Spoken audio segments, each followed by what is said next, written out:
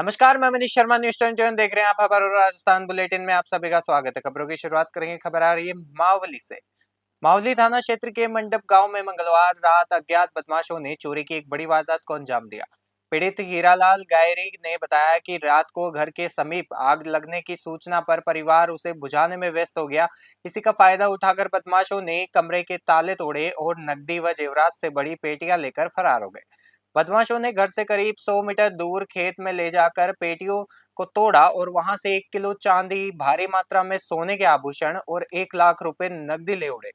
पीड़ित परिवार के अनुसार चोरी हुए सामान की कुल कीमत करीब 15 लाख रुपए बताई जा रही है। घटना के दौरान गांव के मंगरीवाला भेरूजी मंदिर के ताले भी तोड़े गए।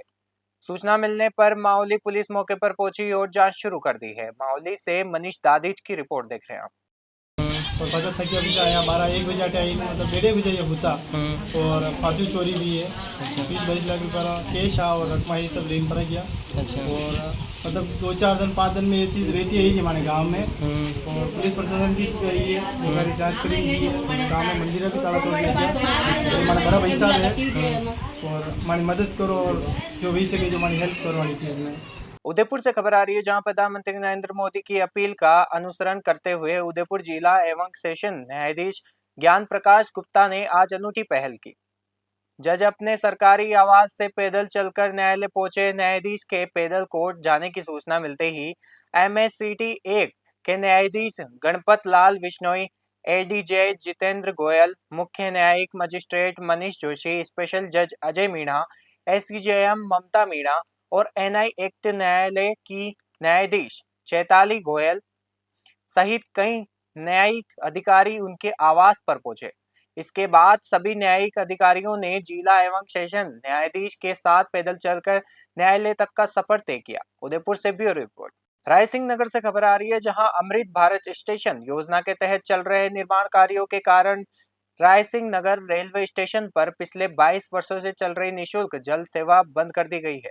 भीषण गर्मी के बीच प्याऊ और वाटर चिल्लर हटने से यात्रियों को भारी परेशानी का सामना करना पड़ रहा है। मजबूरी में यात्रियों को अब बाजार से महंगी बोतल पानी खरीदनी पड़ रही है। जल सेवा समिति ने मंडल रेल प्रबंधक DRM बीकानेर को ज्ञापन सौंपकर इस सेवा को पुनः शुरू करने की मांग की है। समिति के अनुसार स्टेशन पर हजारों यात्री और आसपास के धार्मिक स्थल पर आने वाले श्रद्धालु पानी के लिए भटक रहे हैं। स्थानीय लोगों ने आरोप लगाया है कि विकास के नाम पर बुनियादी यात्री सुविधाओं को ठप करना अनुचित है। रायसिंह नगर से राजू शर्मा की रिपोर्ट देख रहे हैं आप। भीनमाल से खबर आ रही है, जहां अवैध मादक पदार्थों के खिलाफ चलाए जा रहे अभियान के तहत भीनमाल थाना पुलिस ने गोलियां पुनासा में बड़ी कार्रवाई की है। थाना अधिकारी राजेंद्र सिंह राजपुरोहित के नेतृत्व में पुलिस टीम ने मुखबिर की सूचना पर आरोपी जगदीश बिश्नोई के घर दबिश दी। तलाशी के दौरान पशुओं के टीन शेड में छिपाकर रखा गया 2.407 किलोग्राम डोडा पोस्ट बरामद हुआ। पुलिस ने आरोपी को NDPS एक्ट के तहत गिरफ्तार कर आगे की जांच शुरू कर दी है। भीनमाल से भरत सोनी की रिपोर्ट देख रहे हैं आप। उनियारा से बड़ी खबर है, जहां लंबे समय से नांगो नालों पर पुलिया का निर्माण की मांग को लेकर संघर्ष कर रहे ग्रामीण अंततः सफल हुए। जनता की आवाज और निरंतर जन दबाव के आगे प्रशासन को झुकना पड़ा और आखिरकार बनेटा स्थित नांगो नालों पर पुलिया निर्माण का कार्य शुरू हो गया। इस विकास कार्य के शुरू होने से ग्रामीणों में खुशी की लहर है। स्थानीय निवासियों का कहना है कि बरसात के दिनों में यहां आवागमन बेहद चुनौतीपूर्ण हो जाता था, जिससे लोगों को भारी दिक्कतों का सामना करना पड़ता था। ग्रामीणों ने इस जीत का श्रेय अपनी एकजुटता और जागरूकता को दिया है। साथ ही उन्होंने निर्माण कार्य की गुणवत्ता व समयबद्धता पर जोर देते हुए कहा है कि विकास किसी पार्टी का नहीं बल्कि जनता के अधिकार का विषय है। अब ग्रामीणों की नजर निर्माण कार्य की पारदर्शिता पर टिकी है, ताकि कार्य में किसी भी प्रकार की लापरवाही न हो। उनियारा से राजेश सेन की रिपोर्ट देख रहे हैं आप। काफ़ी समय से बनेटा की एक बहुत बड़ी समस्या थी। जब भी बारिश आती थी तो ये एक अपना नंगो नाला है, उसमें पानी आ जाता था और आने जाने का टोंक जिले से जो मैं जिले से हमारा संपर्क कर जाता था। साधन नहीं निकल पाते थे, किसी हारी और बीमारी में हम जिला अस्पताल पे नहीं पहुंच पाते थे। प्रशासन का बहुत बहुत धन्यवाद, जो काफ़ी समय के बाद बनेटा की जो सबसे बड़ी मांग थी ये मांग पूरी की है। बनेटा की जो आसपास की जनता है उनकी एक मूल समस्या थी नंगो नाला पुलिया, जो कि आज उसका वर्क स्टार्ट हो गया है।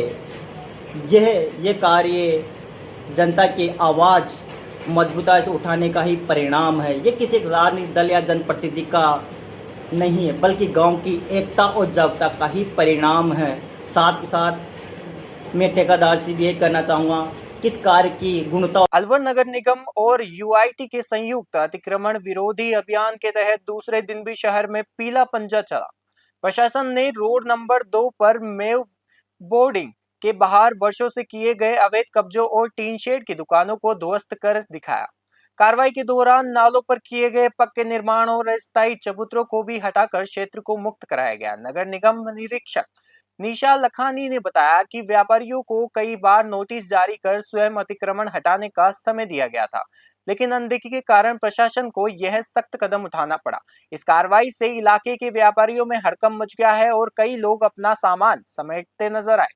प्रशासन ने स्पष्ट किया है कि शहर को अतिक्रमण मुक्त बनाने के लिए यह अभियान आगे भी निरंतर जारी रहेगा। अलवर से प्रदीप गोयल की रिपोर्ट देख रहे हैं।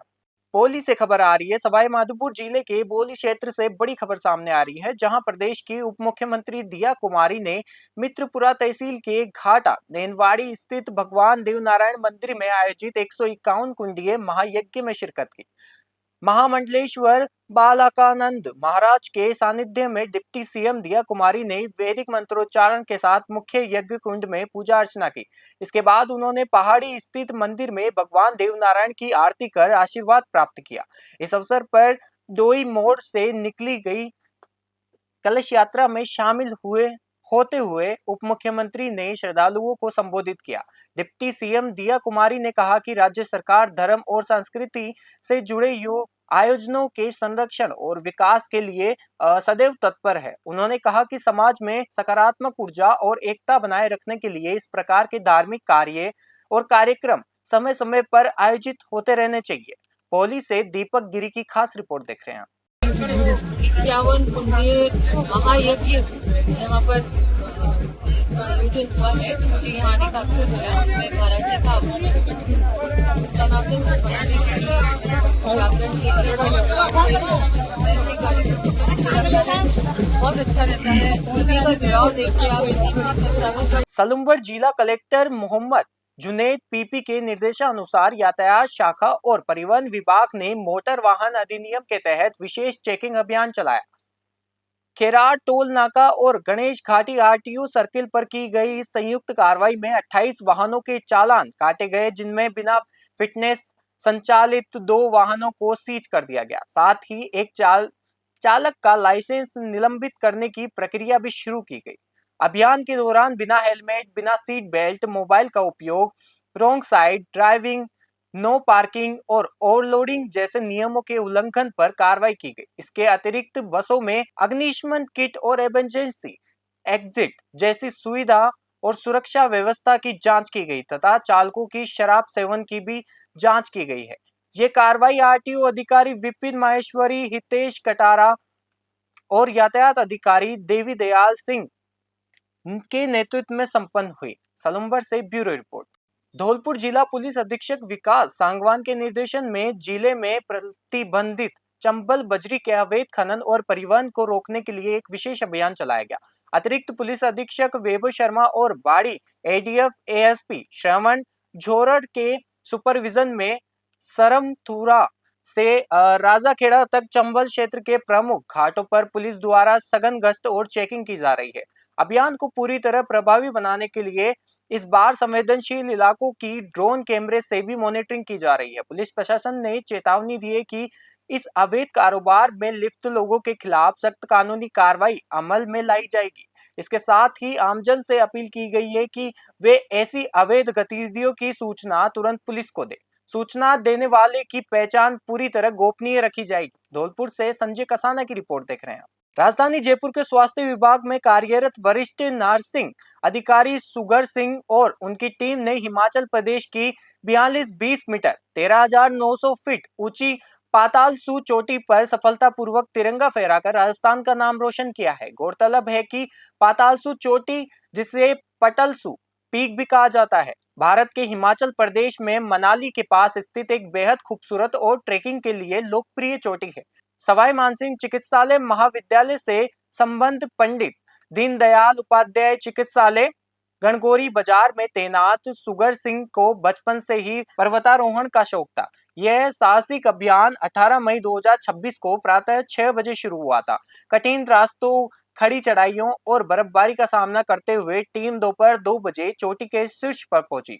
अंतर्राष्ट्रीय पर्वतारोही सोहन तंवर के अनुसार यह अभियान बेहद चुनौतीपूर्ण था।